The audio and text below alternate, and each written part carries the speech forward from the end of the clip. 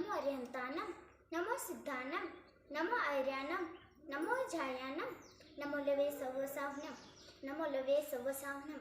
ಎಲ್ಲರಿಗೂ ಜೈ ಜಿನೇಂದ್ರ. ನಾನು ಆರಾಧ್ಯ ಅನಿಲ್ ಬೋರ್ಗಾವಿ. ನಾನು 4ನೇ ತರಗತಿಯಲ್ಲಿ ಓದುತ್ತಿದ್ದೇನೆ. ಊರು ಕಾಗವಾಡ. ನಾನು ಇಂದು 24ನೇ ತೀರ್ಥಂಕರಾದ ಮಹಾವೀರ್ ಭಗವಾನರ ಬಗ್ಗೆ ಒಂದೆರಡು ಮಾತನಾಡಲು ಬಯಸುತ್ತೇನೆ. ಮಹಾವೀರ್ ಭಗವಾನರ ತಂದೆ ಸಿದ್ಧಾರ್ಥ, ತಾಯಿ ತ್ರಿಶಲಾದೇವಿ. ಮಹಾವೀರರ ಅಣ್ಣ ನಂದಿವರ್ಧನ ಹುಟ್ಟಿದ ಮೇಲೆ ರಾಣಿ ತ್ರಿಶಲಾದೇವಿಗೆ ವಿಚಿತ್ರವಾದ ಕನಸು ಬರುತ್ತಿತ್ತು. ಅದರ ಬಗ್ಗೆ ಅವಳ ಗಂಡನ ಹತ್ತಿರ ಹೇಳಿದಳು.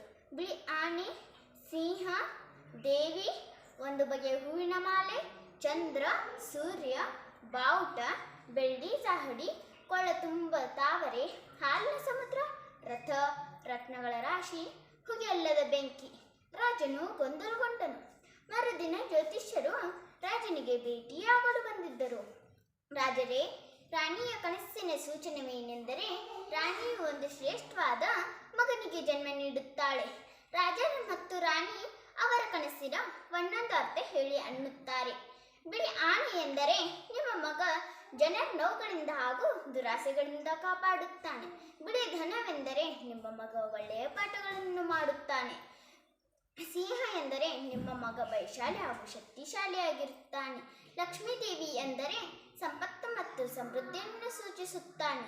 ರಥ ಎಂದರೆ ದೇವರು ಸಹ ಆತನ ಬೋಧನೆಗಳನ್ನು ಗೌರವಿಸುತ್ತಾನೆ.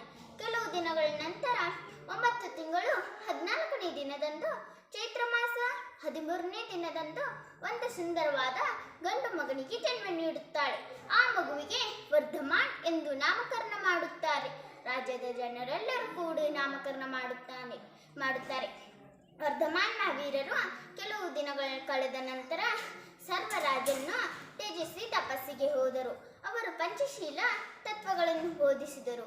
ಅವು ಸತ್ಯ, ಅಹಿಂಸೆ, ಕಳ್ಳತನ ಮಾಡದೇ ಇರುವುದು, ಬ್ರಹ್ಮಚರ್ಯ, ಅಪರಿಗ್ರಹ. ಈ ತತ್ವಗಳನ್ನು ಎಲ್ಲರೂ ಪಾಲಿಸಬೇಕೆಂದು ಒತ್ತಿ ಹೇಳಿದರು. ಅವರ ತಮ್ಮ 30ನೇ ವಯಸ್ಸಿನಲ್ಲಿ ದೇಶ ಸಂಚಾರ ಮಾಡಿದರು. ಅವರ ಕಠಿಣ ತಪಸ್ಸಿನಿಂದಾಗಿ 72ನೇ ವಯಸ್ಸಿನಲ್ಲಿ ಜ್ಞಾನೋದಯವಾಯಿತು. ಇಷ್ಟು ಹೇಳಿ ನನ್ನ ಚಿಕ್ಕ ಭಾಷಣವನ್ನು ಮುಗಿಸುತ್ತೇನೆ. ಮತ್ತೊಮ್ಮೆ ಎಲ್ಲರಿಗೂ ಜೈ ಜಿನೇಂದ್ರ. Thank you.